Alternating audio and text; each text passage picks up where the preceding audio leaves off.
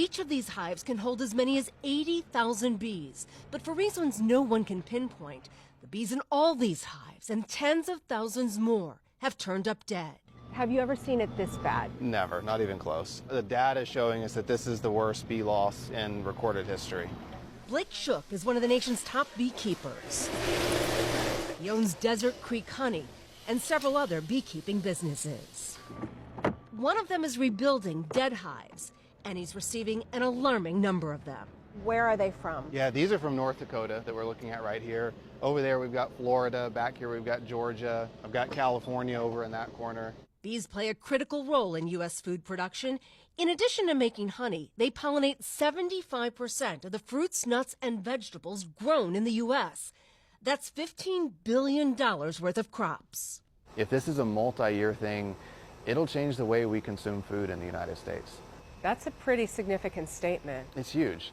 It's huge. I mean, if we lose 80% of our bees every year, the industry cannot survive, which means we cannot pollinate at the scale that we need to produce food in the United States. So what's causing the deaths, and why now? So these are dead bees in there, and they have always an identifier for a project. Juliana Rangel is an entomologist at Texas A&M University. She showed us the lab where they've been studying the bees. One potential explanation is that over the last few years, we've seen some locations across the U.S. that have had lower forage available for bees. So when they're supposed to be blooming, let's say in April, they're blooming either earlier in the year or later in the year. And so we have these food deserts basically in the summer and fall that the bees sometimes cannot withstand. Back at Shook's bee farm, Here we go with the hood. we suited up for a look at his commercial operation. Okay, you ready? Yep. All right, the first thing we do is smoke the entrance, and that calms the bees down.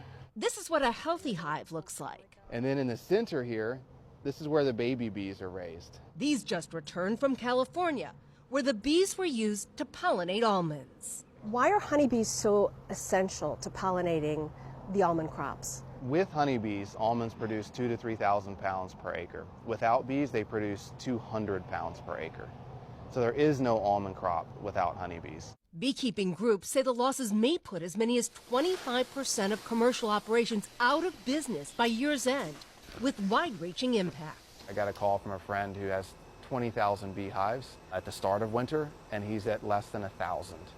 And he said, this is it, I'm done. And I've had far too many of those calls in the past weeks. It's not just a beekeeper issue, this is a national food security issue.